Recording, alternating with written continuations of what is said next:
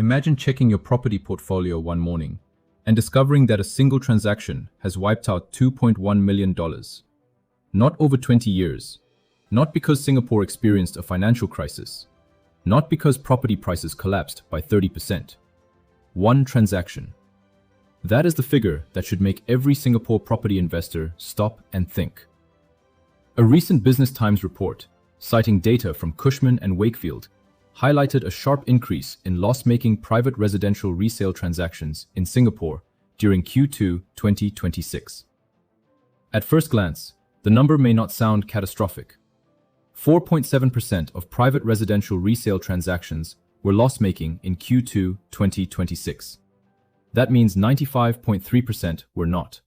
So, should we really be worried? Yes, but probably not for the reason you think. The real warning is not that 4.7% of transactions lost money. The warning is how quickly that number increased, where the losses are concentrated, and what it tells us about the changing mechanics of Singapore's property market. Because property does not need to crash for investors to lose money. It only needs to stop rising fast enough. And that distinction could become one of the most important lessons for Singapore property investors in 2026. The number everyone is looking at is 4.7%. Let's start with the headline. According to the data cited in the report, 4.7% of private residential resale transactions in Q2 2026 were sold at a loss. In Q1 2026, that figure was approximately 3.7%. That is a 1 percentage point increase in just one quarter. Put differently, the proportion of loss-making transactions increased by roughly 27% quarter on quarter. That is significant. But there is an important distinction. I am not saying Singapore's property market is crashing. It isn't. A 4.7% loss-making transaction rate still means the overwhelming majority of resale transactions were not loss-making. The mistake would be to look at 4.7% and conclude, Singapore property is collapsing. That is too simplistic. The more intelligent question is, why is the loss-making segment suddenly expanding? And even more importantly, who is losing money? Because the answer tells us far more than the headline percentage.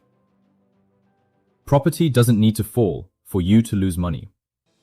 This is one of the biggest misconceptions in property investing. People often think, property price goes up equals profit. Property price goes down equals loss. Reality is much more complicated. Imagine you buy a condominium for $3 million.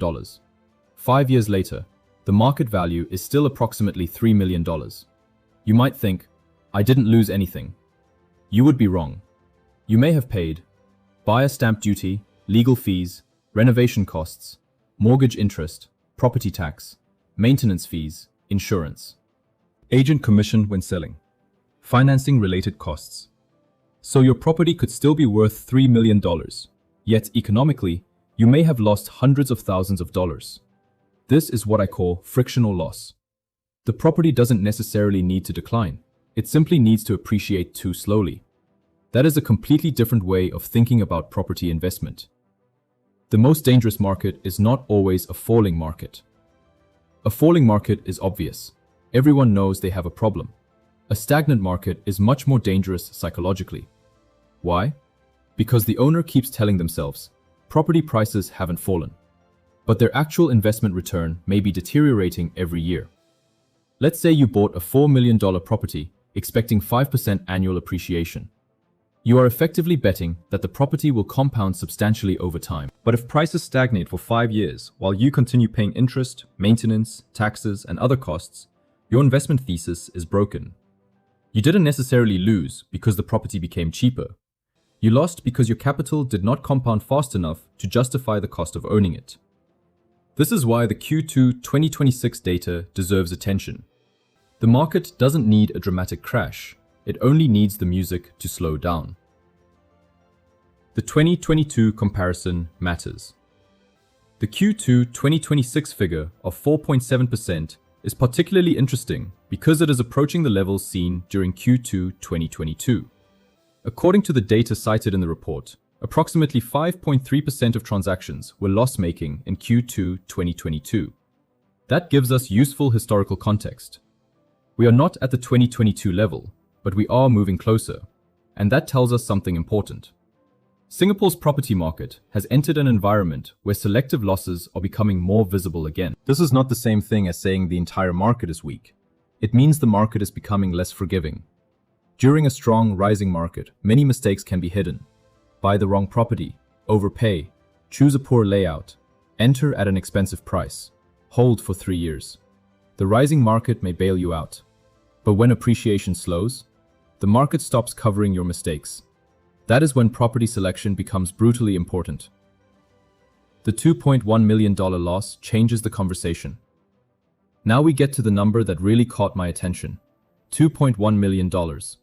That was reportedly the largest loss recorded in a single private residential resale transaction during Q2 2026. Think about the scale. A $2.1 million loss is not caused by a slightly higher mortgage rate. It is not caused by a few $1,000s of maintenance. Something much more fundamental is happening. And this is where we need to understand a principle that many property investors ignore. Losses are not evenly distributed. Singapore's property market is not one market. It is thousands of micro-markets.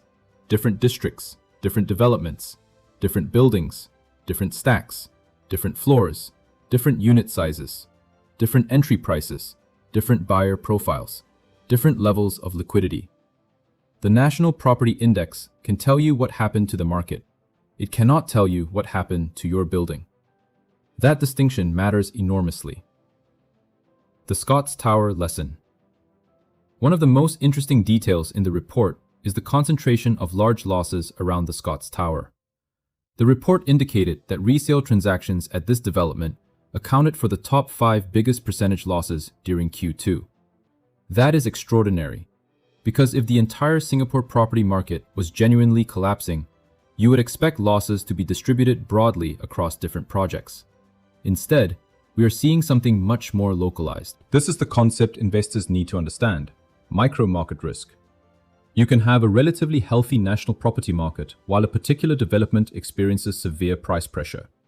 And this is exactly why saying Singapore property prices are still rising is not enough. The relevant question is my specific property rising? And even that is not enough. You need to ask, is my specific property outperforming or underperforming its alternatives? That is the real investment question. Why luxury property can be more dangerous. There is another lesson hidden inside these large losses. Luxury property operates under a different set of economics. A mass market condominium may have hundreds or thousands of potential buyers. A $1.5 million to $2.5 million property has a relatively broad buyer pool. But once you move into the $5 million, $10 million, or $20 million segment, the pool becomes dramatically smaller. That creates a liquidity problem. During a booming market, this can be fantastic. Wealthy buyers compete for scarce assets. Scarcity creates premiums. Prestige creates premiums. Address creates premiums. Architecture creates premiums. Views create premiums. Exclusivity creates premiums. But those premiums are not necessarily permanent. When market sentiment changes, the first thing to disappear is often the discretionary premium. A buyer may still need a home, but they do not necessarily need a $10 million home. That distinction is critical.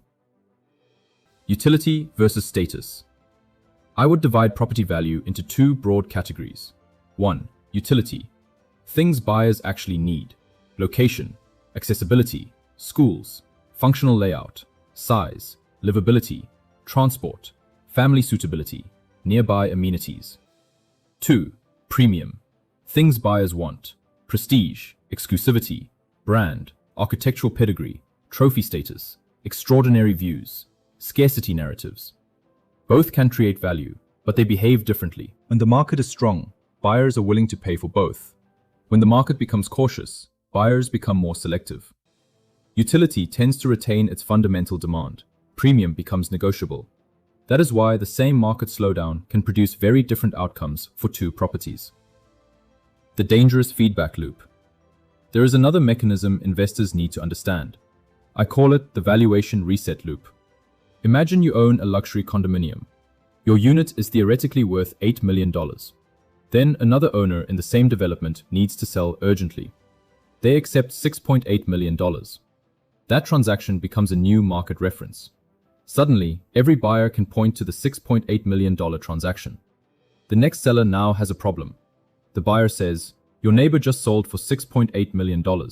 Why should I pay $8 million? The seller refuses. The buyer waits. Eventually, another transaction happens closer to the lower benchmark. Now the lower number becomes even more credible. This is how localized price discovery can work against owners.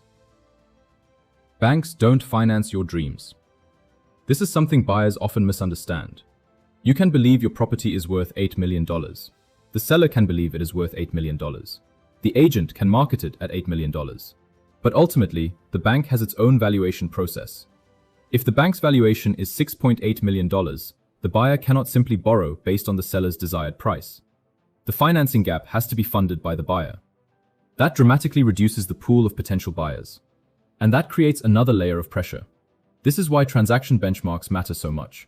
One distressed sale does not necessarily destroy a building. But several distressed transactions can change the market's perception of that building. And perception influences liquidity. Liquidity influences pricing. Pricing influences valuations. Valuations influence financing. And financing influences the next transaction. That is the feedback loop. The real estate myth we need to kill. There is a deeply embedded belief in Singapore. Property is safe because Singapore property always goes up. That statement is too broad to be useful. Singapore property has historically demonstrated long-term resilience. That is true. But Singapore property is not one homogeneous asset. Some properties outperform, some underperform. Some preserve capital, some destroy capital. Some provide excellent rental yields, some barely cover their costs. Some have strong exit liquidity. Some become incredibly difficult to sell. The mistake is confusing the strength of the Singapore property market with the quality of an individual property. They are not the same thing. The 3 questions I would ask before buying in 2026. If I were evaluating a property today, I would ask 3 questions. Question 1. What happens if prices don't rise? This is perhaps the most important stress test. Do not build your investment model around 5%, 7%, or 10% annual appreciation. Assume 0 capital appreciation for 5 years. Then calculate mortgage interest, property tax, maintenance, opportunity cost, renovation, transaction costs, financing costs. Can you comfortably hold? If yes, you have resilience. If no, you are relying on the market to rescue you. That is not investing. That is speculation with leverage. Question 2. Who is my buyer? This is the question most buyers fail to ask. Everyone talks about buying. Very few people talk about selling. But your future buyer is ultimately your exit strategy. Who will buy your property 5 or 10 years from now? A young family? An HDB upgrader? An investor? A foreign buyer? A wealthy entrepreneur? A retiree? The answer matters, because every buyer segment has a different budget and different priorities. A property that appeals to a very narrow demographic may experience a much smaller pool of buyers when you need to exit. Question 3. How much am I paying for the story? Every property comes with a story. This is the next orchard. Future MRT. Limited supply. Rare freehold. Luxury development. Unblocked view. Some of these stories will be correct, but the question isn't whether the story sounds good. The question is, how much am I paying for it? If the market has already priced in 10 years of future growth, you may be buying the story rather than the asset. This is one of the most dangerous forms of overpayment. The new property equation. I would simplify property investing into this. Return equals capital appreciation minus friction minus risk. Most buyers focus almost entirely on capital appreciation. They ask, how much can this property go up? But sophisticated investors ask 3 questions. How much can it go up? How much does it cost me to hold? What can go wrong? That third question is where most of the money is made, because when everyone is optimistic, upside is obvious. When everyone is optimistic, the price usually reflects that optimism. The real opportunity often appears when you can identify an asset where the market is underpricing future utility. That is where asymmetric returns come from. A property does not become a good investment simply because its price is high. A property does not become a bad investment simply because its price is falling.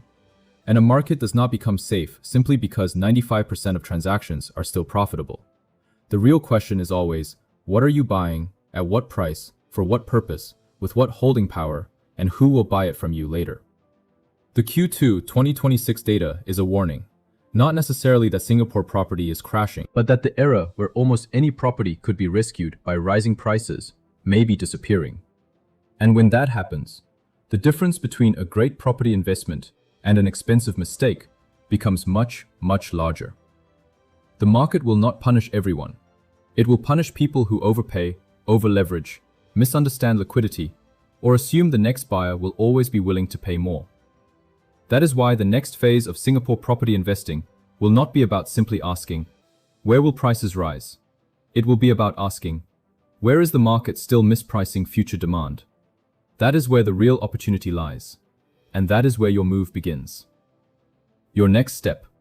If you are considering buying, selling, or repositioning your Singapore property portfolio in 2026, don't rely on the headline market.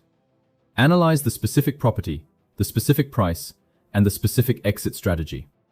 WhatsApp me directly, +6581 810 258, or comment loss below, and I'll share a simple framework to evaluate whether your property is at risk of becoming a loss-making transaction.